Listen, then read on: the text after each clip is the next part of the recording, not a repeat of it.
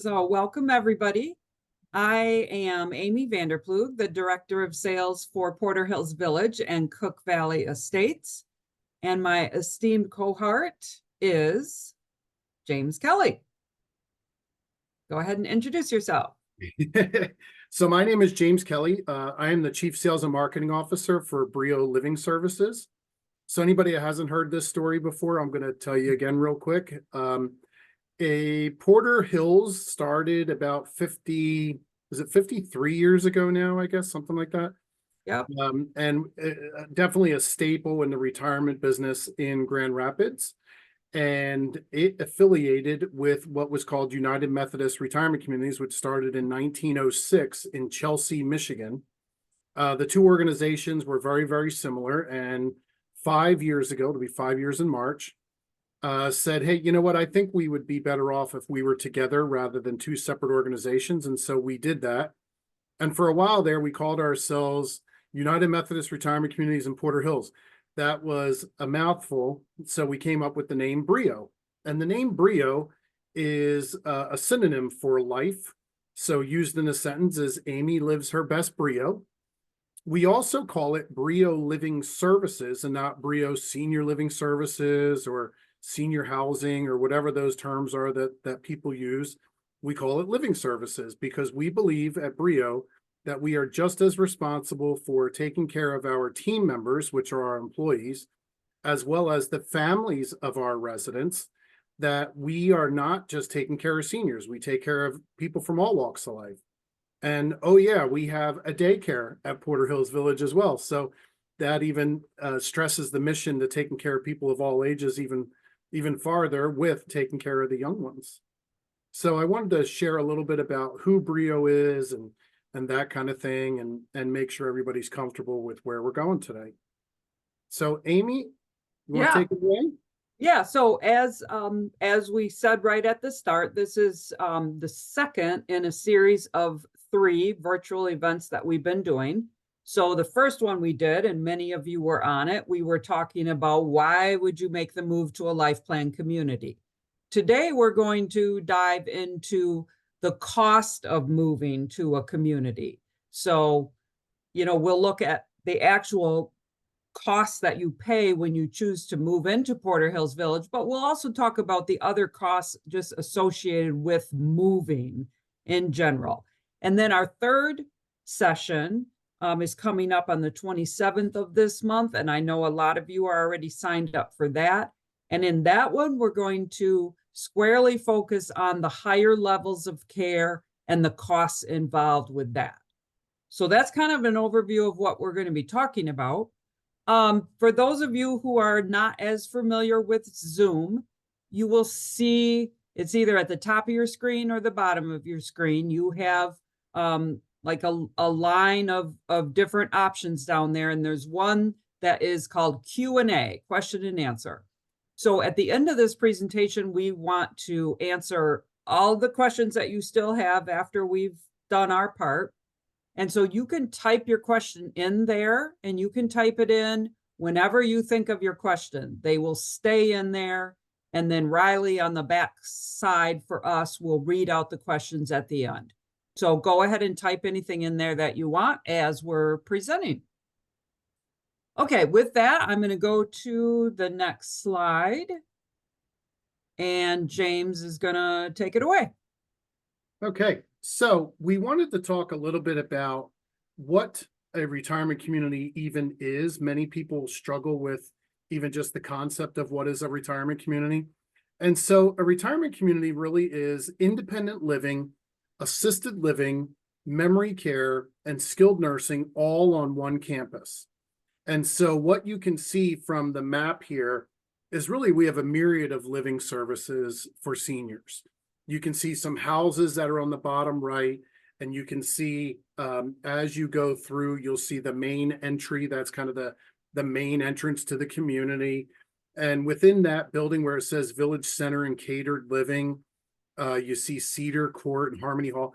That's all either rental independent living, so no entrance fee, and we're going to talk about that in a little bit, or that is assisted living and memory care, and then also the health center is skilled nursing.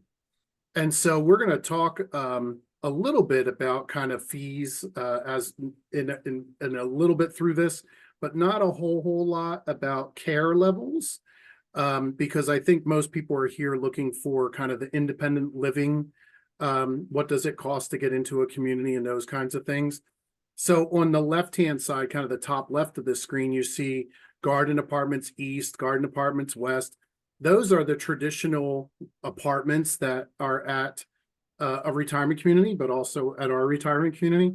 So those people are independent living. They live completely on their own, probably like most people on this call today. Our average person, our typical buyer, is between about 76 and 82, I would say, that say, I'm tired of cooking, I'm tired of cleaning. I can still do it, but I don't want to do it all the time. And maybe some of my friends don't drive anymore, and now I'm ending up being the driver all the time, and I don't like driving at night, but I still like to go out to dinner and I want to make some friends. So that's a typical mindset of someone that moves into one of a retirement community, one of our communities. Assisted living means that you need a little bit of help bathing, dressing, personal hygiene. You need some help. And so that's there as well. Memory care, I think, speaks for itself. You do have some cognitive impairment. And then skilled nursing is really, you need 24-hour a day oversight. So you can see on our campus here, everything is there. What we're really talking about more recently is on the right-hand side of the screen, just under the building itself, a little thing called the Ravines. Now, I say little thing, it is a 26 apartment building that we just, I can't say just built, we're building. It doesn't open up until the spring, but it is 26 apartments that are about 1,400 square foot. They overlook the ravine, which most of them, like 90% of them, face the green area there between the townhouses where you can see the two connected. So just a wonderful view into this area. But that is about the same as the garden apartments. It's independent living. Some people are still working, still volunteering, still want to get out into the community. I call something like a retirement community, I call it a launch pad, because you can go out and do whatever you want to do during the day, but you know that housekeeping is being taken care of, all the home maintenance is being taken care of. If you want to go to a restaurant, you can grab a meal there. Really, everything is there to kind of make life easier for you, including making friends. So, Amy, did I miss anything on that side? No, that covers it. That's our primary focus in this series, is this Porter Hills Village campus. Correct. All right. All right. So this, what I wanted to do, if you were not in the previous sessions, is this is not necessarily designed to be self-serving. This is, Amy and I have known Amy for 20 years now almost. And I think one of the reasons when we first met that we really got along was we really believed in the concept of helping people, and we got into this business to help people. And so we like to be resources for folks. And so I hope that you view this presentation as us being a resource for you. So when you talk about retirement communities, and we're talking about ownership and decision-making, there's two major categories that exist. It is the profit versus not-for-profit. So why don't we start with the for-profit side? A for-profit does not necessarily mean that they're bad or anything's wrong. It is run like a business. And so these are people that have invested in retirement communities. It's a good investment. You know who pays their monthly service fee all the time? Retirees. They pay their bills. And so it's a good business to get in, and it's definitely a rewarding business. But at the end of the day, these companies are looking to make a profit off of their investment. And so if the organization or that community makes money that year, that money comes out of the community and goes into the shareholders' pockets. That's how life works. The other side of this is called the not-for-profit side. So there are two terms that people use for not-for-profit. Not-for-profit is the legal term, but some people call it a non-profit. So here's the thing. A not-for-profit, a traditional not-for-profit, is a 501c3. That is a designation by the federal government. that we pass a very stringent test to make sure that we follow the rules with that. But also, it doesn't necessarily mean that we don't make a profit. I had learned from Sister Mary Margaret in Boston, Massachusetts, that there is no mission without margin. And so we need to have profit in order for us to sustain as an organization. What the big difference is that we make a profit with the community every year. The difference is the money stays in the community. So just for sake of argument, let's say that we're $1 million better than budget for the year. We got gas a little bit cheaper than we thought we would, or we didn't have to hire as many team members as we thought we would, or whatever it may be. But we have $1 million left over in the budget at the end of the year. That $1 million goes back into the community. Doesn't go to shareholders' pockets, doesn't go in my pocket, doesn't go in the CEO's pocket. It stays within the organization. And it does that because we run this organization with the sole mission of taking care of seniors. And the government basically makes sure that we follow those rules with our 501c3 designation. So, Amy, did I miss anything on that one? Well, the only thing I would talk about maybe is the fact that as a not-for-profit, which we are, we have a foundation that raises money, and the foundation is a separate, I mean, it's under the umbrella of Brio Living Services, but it is a separate arm of the organization, if you will. And the primary goal for the foundation is to raise money for what we call our benevolent fund. So James, take it from there. Sure. So Amy's doing this because she knows it's very near and dear to my heart. I've worked in this business for 32 years. I have primarily only worked for not-for-profits. What I love is that when you move into a not-for-profit organization, and this is most not-for-profit organizations, if you ever deplete your assets due to no fault of your own, meaning that you just happen to live to 99 years old and you didn't think you'd live that long and you outlived your assets because you're in care or whatever it may be, in an organization that has a benevolent care fund, you will never be asked to leave.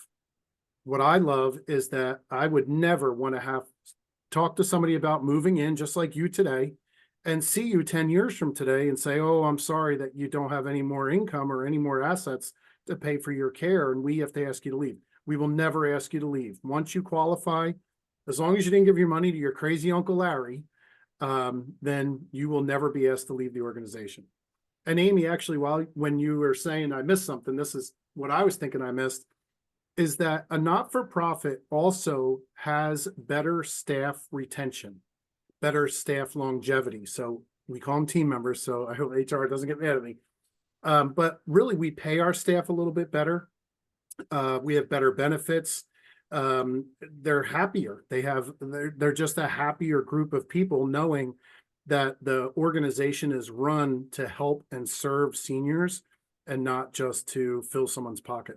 So that makes a big difference too, that it's not unusual to have someone that works for a not-for-profit organization for 10, 20, 30 years. I mean, I'm approaching 8 years.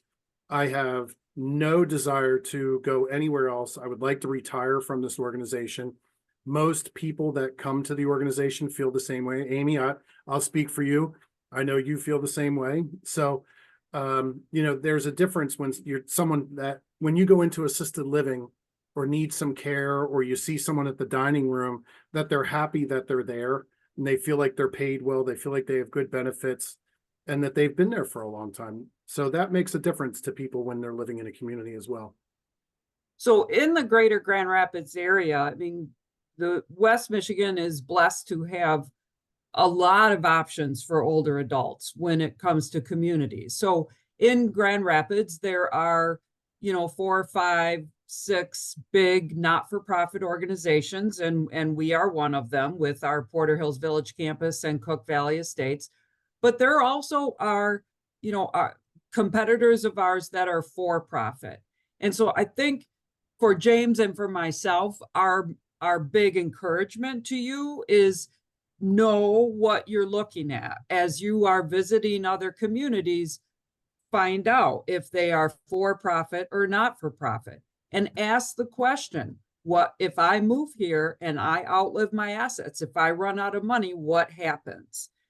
Because the for-profit organization is going to say, well, if you run out of money and you can't pay your bill here anymore, then you're going to have to leave. So it's just important that you go in with your eyes open and know what you're looking at. So, Yep, Amy, I want to add something there too. You can tell we're passionate about this topic. A not-for-profit organization, when you make a deposit, we are required by law to give you a disclosure statement. Disclosure statement is basically our contract. And Amy's going to talk about that contract in a minute here so you understand what it is. But also in that contract is our financial disclosures. And so you can see in there exactly what the budget is, where money goes, and all those types of things. You can also go online and you can see for the entire organization, you can see how much the top tier employees make and things like that. It's a very open book policy. And if you ask an organization, hey, could I have a disclosure statement? You're going to realize very quickly whether it's a for-profit or a not-for-profit, because a for-profit won't share their financials with you, but a not-for-profit will. So that's kind of almost like the first line of defense there of understanding where you are. And I say that because some of you may say, you know what, I'm using this information, but I'm moving to Florida. Well, if you move to Florida, I hope you enjoy your retirement, but also I hope you know what you're looking for, because that hopefully this information helps you. yeah, so that's a good segue now to, we're just going to dive right in here in terms of the costs and all of that.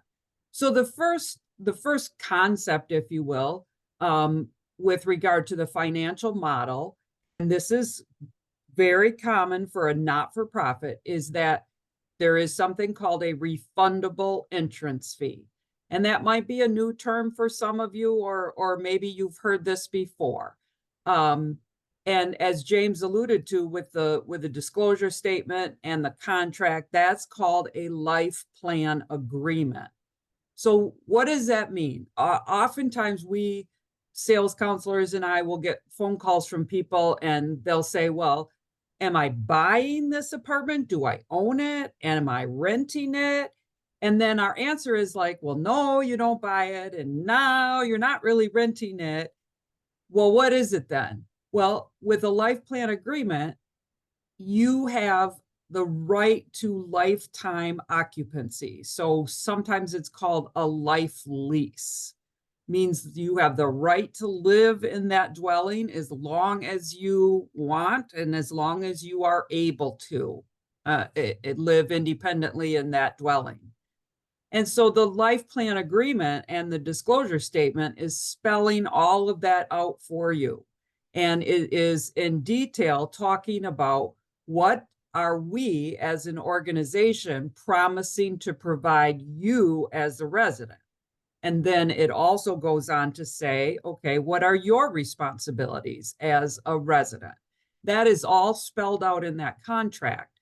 And by the way, that disclosure statement is approved by the state of Michigan every year. And so every year we need to present our contract, our disclosure statement to the state, and they have to bless it before we can continue to do business. And that includes our rates.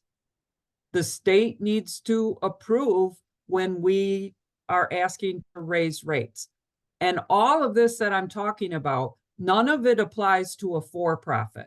The for-profit communities don't have to go through any of this. They are only beholden to their shareholders, but not to the state in any way. Okay, so back to that life plan agreement. Besides the fact that you have a right to the occupancy, it also gives you as a resident priority access to the higher levels of care. So when you make the decision to move to one of our communities, you know that this is where you can and will live for the rest of your life.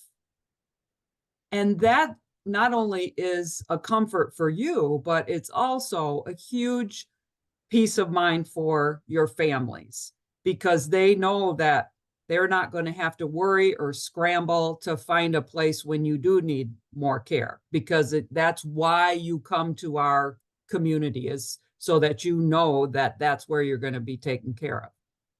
The third thing that's part of the life plan agreement is that it gives you shared use of common areas. And so unlike when you just rent an apartment, here you have access to everything on the campus as if it was an extension of your home. And because of that, that helps in terms of the cost of living in the community, because there's shared costs for, like the wellness center, the swimming pool, things like that is all shared amongst all of the residents. So, all right, I introduced the term refundable entrance fee. So what is the deal with that? So the refundable entrance fee helps to make those services and amenities that we include available to you at a reasonable cost, again, because it's shared amongst all of the residents. The fact that your entrance fee is refundable also helps you with estate planning and asset preservation, because you know that a portion of your entrance fee is going to be returned to you or to your estate when you leave that independent living dwelling. So what does that look like exactly? Well, if you move into independent living into an apartment, let's say, and let's say you live the rest of your life in that independent living apartment, when you pass away, the refund of your entrance fee is going to go back to your estate. It's going to go back to your children if you have children. If you don't have children, you can designate where you want that refund to go. If, on the other hand, you are in independent living and now you need a higher level of care, so now you're going to vacate that independent living dwelling and you're going to move into assisted living, then that refund is going to go back to you. And then you have those monies available to pay for the next level of care that you need. So in our communities, we have two contract options. We have a 50% refundable and a 90% refundable option. And if you are looking around at other not-for-profit communities in Grand Rapids, you will see that each community kind of slices and dices this a little bit differently. Some organizations have a 0% refundable contract or 100% refundable contract. Ours happen to be 50% and 90%. So let's take the 50% first. What that means is if you pay an entrance fee, of $300,000, you know that 50% of that is going to be returned to you or to your estate. The 90% option is just what it says. 90% of that entrance fee is going to come back to you or to your estate. Now, the prices, the entrance fees are different based on the 50% or the 90%. If you choose the 90% refundable option, that entrance fee is going to be higher than the 50% option because the organization is giving you 90% of it back. So people always say to me, well, how do you decide whether you take the 50 or the 90%? And I say, well, there's a couple of things to look at. For some people that we work with, the cost of the 90% entrance fee is just outside of their budget. It's too high. So then that's an easy decision. They go with the 50%. For others, I would say you need to factor in your age. Because if you're moving into our community in your 70s, it would make more sense to take the 50% refundable option because you're expecting that you're going to live in the community longer. Then sometimes we have people that move in and they're 89 or they're 90. Well, the expectation is they're not going to live that many years necessarily. So then the 90% option, it probably makes more sense. but it's a very personal decision. And as sales counselors, it's not our job to tell you which one to take. You know, you need to figure that out. And if you have a financial planner, you would definitely want to ask them what their recommendation would be. So then what are our entrance fees? Well, we have a very wide range of entrance fees. And the reason for that is because we have a lot of options. We have apartments, we have townhomes. On our Cook Valley campus, we also have what are called estate homes. So the entrance fee is based on, number one, the size of the dwelling. If it's an apartment versus an estate home, there's going to be a big difference in that entrance fee. It's also based on location. So we have some garden apartments that face the Cascade Country Club golf course. Those are going to have a higher entrance fee than ones that, you know, face some other direction. On the Porter Hills Village campus, our entrance fees start at about $280,000. That's at the 50% refundable level.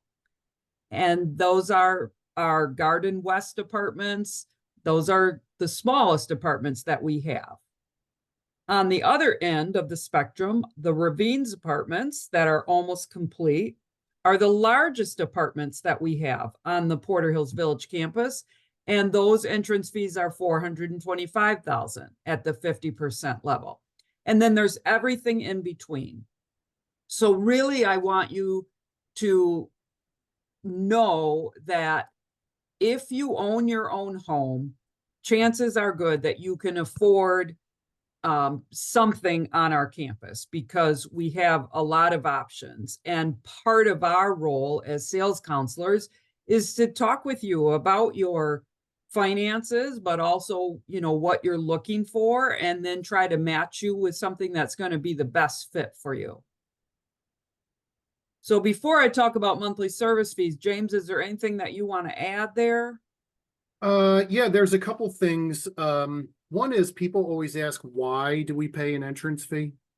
And I want to try to give you the easiest answer I can as another salesperson here. The entrance fee, we borrow money to build the community. We borrow money for capital improvements and those kinds of things. The entrance fee that we collect goes into non-risky investments and earns interest. We use that interest to pay off the debt of the community.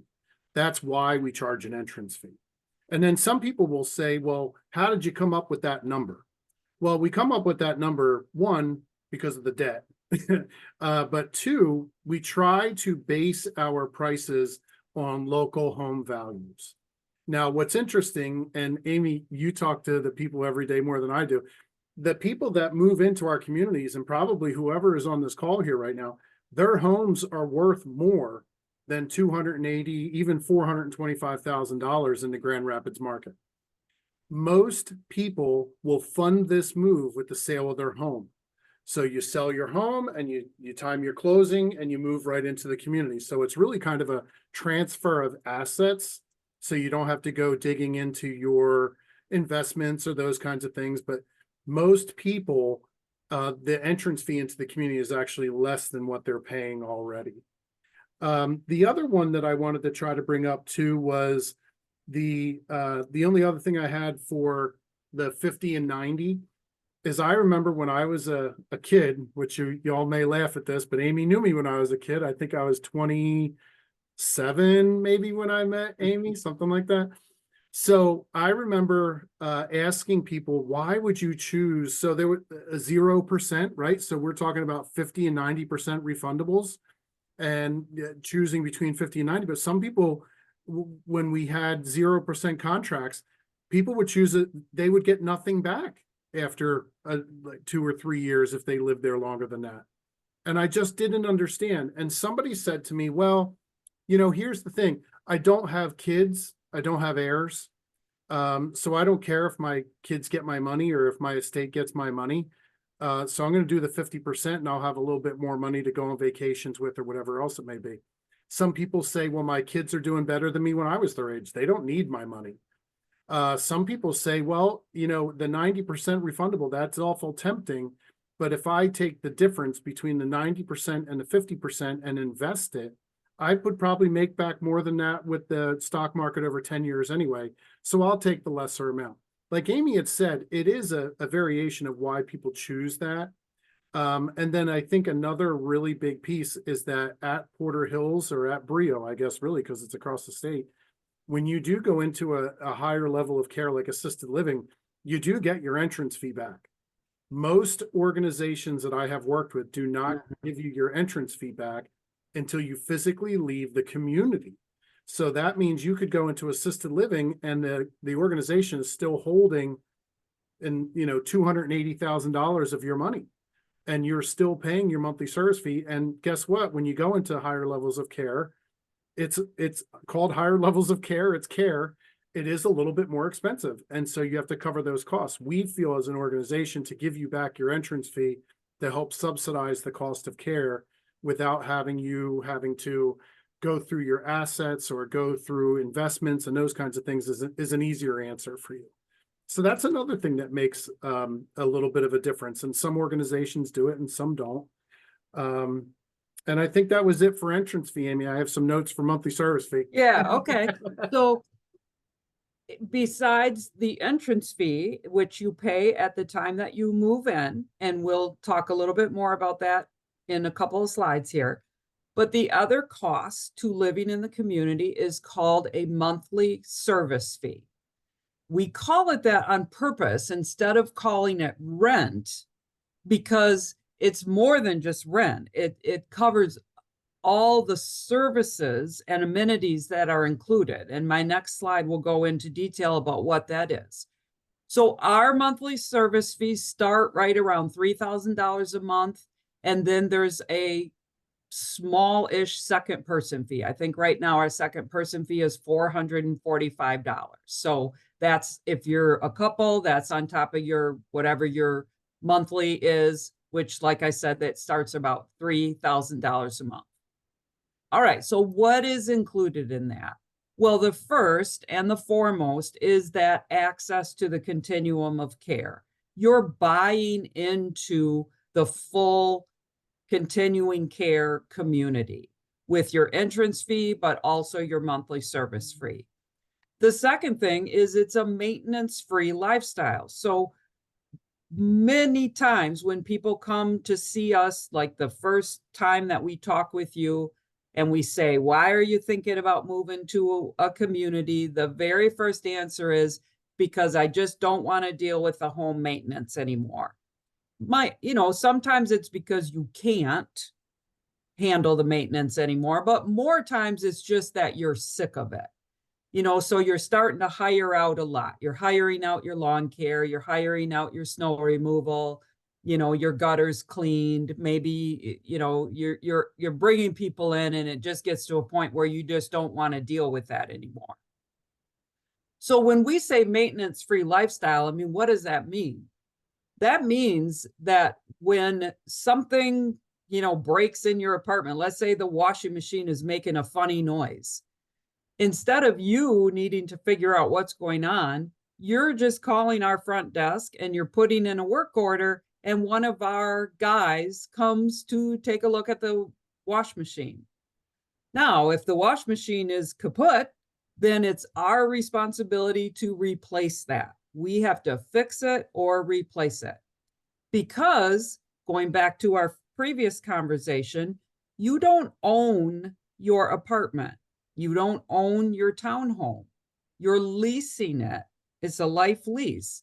And so it's our responsibility as a community to maintain things in your new dwelling. We even replace light bulbs if they go out or whatever. Any maintenance inside your dwelling is our responsibility. But also all the maintenance on the campus. So we're doing all the snow removal and the lawn care and maintaining everything inside our buildings and out. Housekeeping services are also included. Again, not because we don't think our residents can do that, but as James had said initially, like, you get to a point where that's not how you want to spend your time. And that's not why you moved to the community, because you moved to the community so that you can really get involved in opportunities that are going to really increase the quality of your life. So housekeeping services every other week. Our team is going to come in and clean your apartment, clean your townhome, all the routine kind of, mopping, vacuuming, dusting, all of that kind of stuff is our responsibility. All of your utilities are also included in that monthly service fee. So gas, electric, water, sewer, but also cable TV and Wi-Fi is all included. So literally you are just getting one bill every month, which is from us for your monthly service fee. You're not getting a bill, from everybody else. You're just writing one check or having one payment. Also in your monthly service fee is a monthly dining allowance. So for our communities, every resident has a $200 a month dining allowance that you can spend down however you choose. And that's per person. And that's already built into that monthly service fee.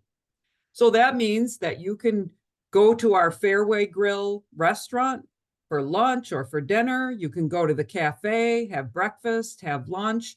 You can spend it however you want. It's kind of like a college dining plan. You can invite your kids or your grandkids to come and dine with you and use your dining allowance to pay for them. You don't have to, but you certainly can. So you're just spending down that $200 every month. And then a big part of your monthly service fee covers all of the classes, the programs, and the activities that you participate in. So if you're taking an aqua aerobics class, or you're going to listen to a lecture or go to a movie or any of those things, that is all included for you.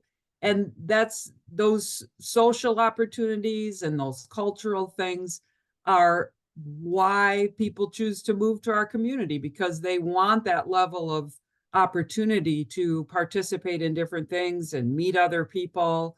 And that's how you want to spend your time instead of cleaning your house and doing maintenance things. And that's why, we include those services so that you can have time to exercise or to take a painting class or join a book club, whatever you want.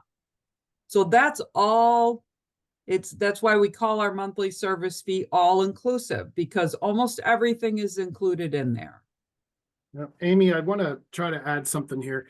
Yeah. So, I told you that I would try to give y'all some information, questions that other people ask. And one of the questions that people ask is, so your monthly service fee, does it go up? Our monthly service fee does go up. Typically it goes up. A national average is anywhere from 3 to 6%. After COVID and also with inflation being what it is, it has been higher nationally. I think it's been somewhere like in the 5 to 8 range. We have stayed about in the middle of that. Our increases have not been very high. So here's something that I want to be very clear about when you ask this question, though. Even at your house now, all of your bills are increasing. You may not see it all at once because you don't pay it all at once. So we evaluate our monthly service fees typically once a year. We have the ability to do it more than once a year because of inflation. But I've actually, in the 32 years that I've been working, I've never seen anybody do a mid-year adjustment. So, right. That was more like the 80s when inflation was going crazy. But we evaluate it once a year and we look at what does it cost us to run the community. Now, your electric bill may go up at a different time of the year. Your cable bill may go up at a different time of the year. Your trash bill may go up at a different time of the year. The water bill may go up at a different time of the year. And because when you live in your house, it kind of hits at different times, you really don't realize that you're going through inflation. At a retirement community, you see it because it all kind of happens at one time. So I want to be clear about that there are increases, but as a not-for-profit organization, we promise to only raise our rates to what it costs us to run the community, and that's it. So that's another really big promise there. Yeah, good point.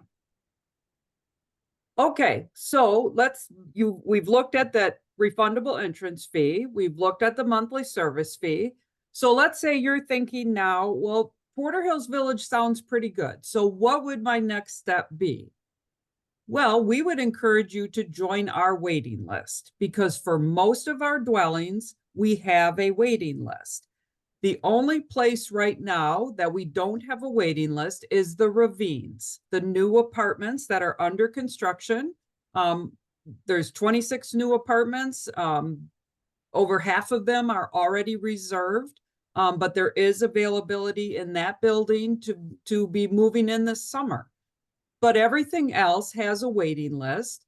The next question people always ask is, well, how long is the waiting list? And I always say, it depends. And that's because, people are waiting for different things. It could be a long time if you say, well, I only want an apartment that faces the golf course. Well, that's great, but then that eliminates a whole lot of apartments. So it depends on, what people are waiting for. And so we always encourage people to get on our waiting list, and to do that requires a refundable $1,000 deposit. And then once you're on that waiting list and we know what you're looking for, then we call you when we get to your name and say, hey, we have an apartment, you should come and check it out.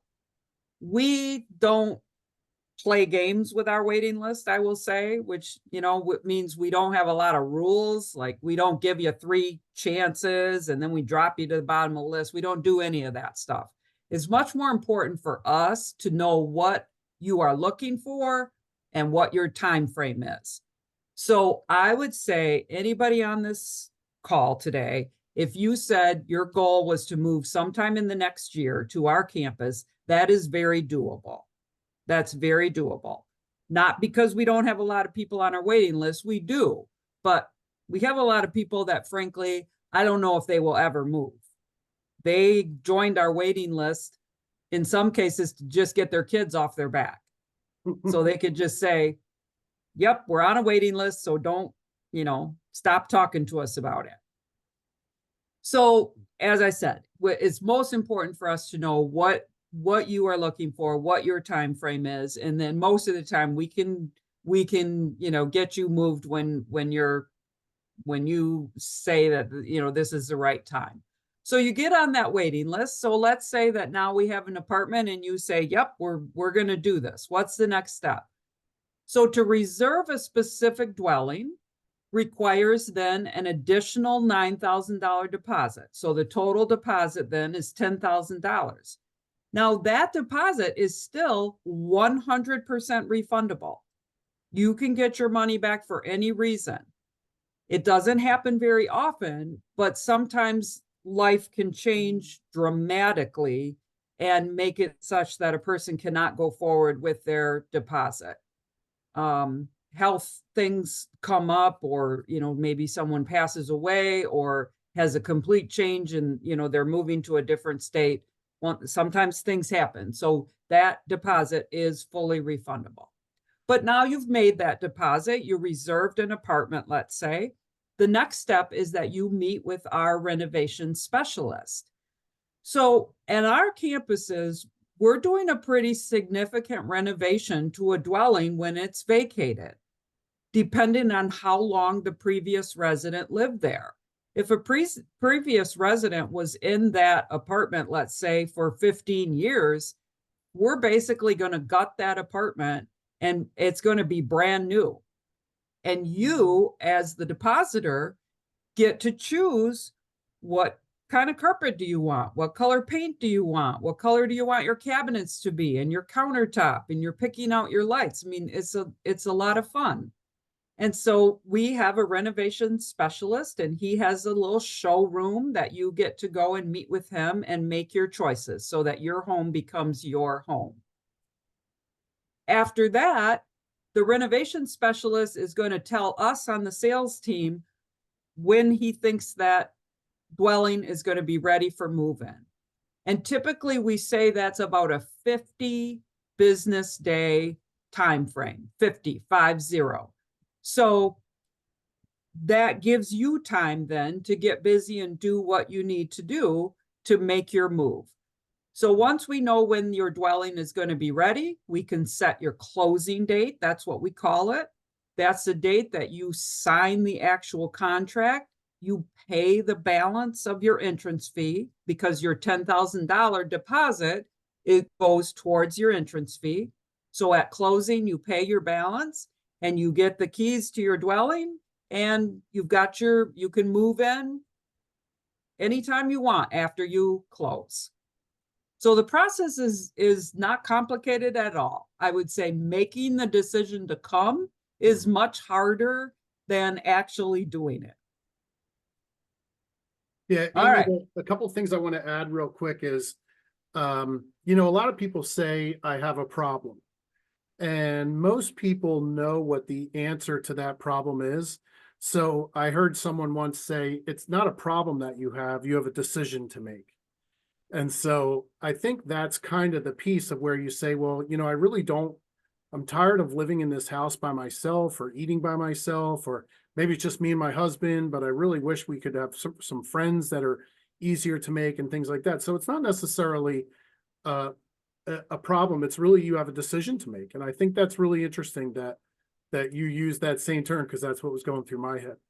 The other thing that I want to add here is, you know, when we talk about all this money, we throw around terms like $300,000 entrance fee, or we use $3,000 a month, those kinds of things. The truth is that when you live in our communities, you're probably living cheaper than you would in your own home. Because most people say, well, yes, I live completely on my own. Okay, so do you cut your grass? No, someone cuts my grass. You know, do you clean your house? No, I pay someone to clean my house. And so when you look at it from an apples to apples comparison with the housekeeping and the landscaping and the maintenance and all those things, it actually is cheaper to live in our community. But the other part of this, and what I want to stress, is there is a cost to doing nothing. So, you know, I tell people all the time, the age and income qualified population that moves into retirement communities is about 6%. 6% of folks that live in the Grand Rapids market that are age qualified and can afford to live in a retirement community live in a retirement community. 94% of the rest of the people stay home. I think they stay home because the retirement community historically has the persona of the home, right? The nursing home or whatever it may be, or you just can't wrap your mind around what it's like to live in a retirement community. And one of the things I always ask people is, you know, when they move in, I say, what are you going to tell your friends? Because I always like to hear what people think it is. And so that's a big piece. But also, if you are going to stay home, make sure that you have what you need to stay home. So if you need to build a ramp, if you need to do renovations or whatever it may be, you want to get those things done early rather than later. And so I guess the way I look at it is, you're going to pay one way or another. You're either going to pay to get your house fixed up so you can live there for the next 20 years, or you're going to want to move to a retirement community, or you're going to have to pay for care to come in your house at some point, or you're going to pay for care when you go to care. You know, I always used to tease, my grandpa used to say that the rainy day fund is for when I'm old. That's what he used to say. And so, you know, that's the truth of it is the rainy day is coming for all of us. And it's figuring out what kind of umbrella you want to use, whether it's staying home or moving to a retirement community. So I wanted to share that a little bit. Yeah, that's good. Thank you. Yeah. All right. So I was going to talk about selling and making the move, mostly because I have in the last few months sold a house, bought a house, and then my significant other, who's actually moving in with me, is selling a house. So we're seeing very firsthand experience of what it's like to sell and buy. And I can tell you right now, this is a seller's market. There are not enough houses on the market right now. Finance rates are not great. I think I'm paying 6.5% interest on the mortgage. So, you know, I moved out of a house that I think I was paying 3.2% on the mortgage. So there's definitely, the market is definitely interesting right now, but it is moving. So if you have concerns about selling your house or whatever it is, I wouldn't even worry about that right now. What I did find very interesting is when you do sell your house, they want you out in 30 days. So they want the closing to happen within 30 days. So I can tell you that most retirees, most seniors do not put their house on the market and then figure out where they're going to go. They figure out where they're going to go first and then put their house on the market. And what's good about that is we have a lot of resources for you. Like we have realtors that we work with on a regular basis. So we know that they're good realtors or reputable realtors. My favorite is when we ask somebody, do you have a realtor? And they say, oh, yes, so-and-so's daughter from church is going to help us sell the house. She's really struggling. Well, a struggling realtor is not who you want to sell your house.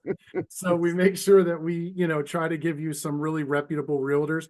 We also work with 2 organizations that work with downsizing and staging. They take a floor plan of your apartment, look at what the furniture you have, what you want to take, what you don't want to take. They put the multicolored stickers of what's going, what we're not sure about, what's going to a daughter or a son or a friend, or what you want to give away, those types of things. And so they really help make that move really, really easy. And then honestly, the move-in day, by the time it happens, we want this to be as easy and as simple as possible. We realize that this is probably one of the biggest decisions you're ever going to make in your life. We do not take it lightly. We put our heart and our soul into this. I hope you can hear that through Amy and I's voices today, that we've done this for a long time, and we're really passionate about changing people's lives and changing how people feel about retirement communities. And this move is not as hard as you think it is. What I always ask is why not talk to someone who has made the move and see what they think about it as well. Yeah, so yeah, you did freeze, but we can still hear your voice. There we go. All right. Okay, you're back. Usually when I freeze, it's like this. So just to piggyback on that, we have a senior expo coming up in March. It's on March 11. And all of you that signed up for this will get an invitation in the mail. But we have Liz McCulloch, who is the owner of Seniors Moving Smarter. So that's one of the downsizing and moving organizations that we partner with. She's going to be presenting about the downsizing portion. And then Laura Kelso, who is a local realtor, maybe some of you have heard her speak in other places. She is going to present in the afternoon after lunch on the spring real estate market. And so just would encourage you all to come to that. That is in person at our Porter Hills Village campus, and it includes lunch and our Fairway Grill. So mark that down on your calendar, but you'll be getting an invitation. All right, so that's everything that we wanted to talk about, but we want to make sure that we've answered your questions. So Riley, what questions have come in? The first one is, what happens financially if after 3 years you decide you want to move out of independent living? That's a wonderful question. So I didn't actually address that on the when I was talking about the refund of your entrance fee.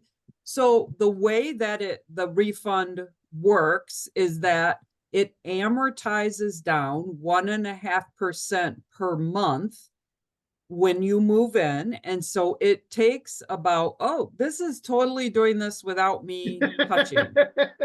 See my hands here? Not moving. Not moving. So I don't know what's going on with that. But anyway. And so it takes just over 5 years for that entrance fee to fully amortize to the 50% level. And so what that means is if you just said, hey, our kids are moving to California and we're moving out of independent living after only 3 years, you're going to get much more than 50% back because it would not have been fully amortized yet. Hopefully that answers that question.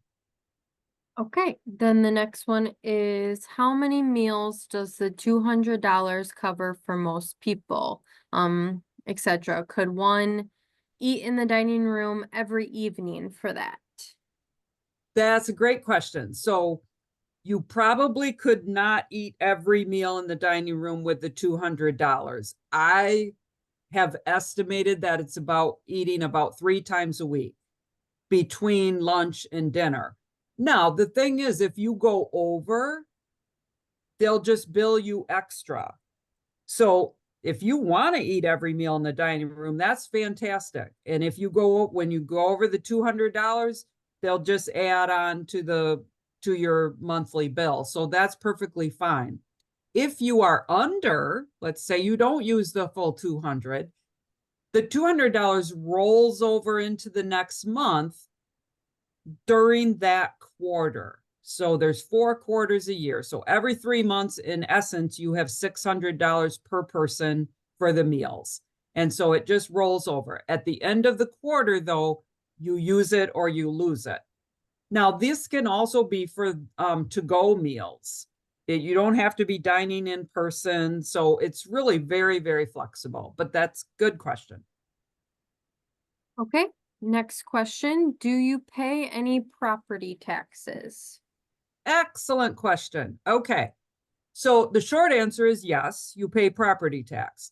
The longer answer is that you are only paying property tax on your dwelling, the size of your dwelling. You're not paying property tax on the campus, the common spaces, or anything like that. And we are located in Grand Rapids Township.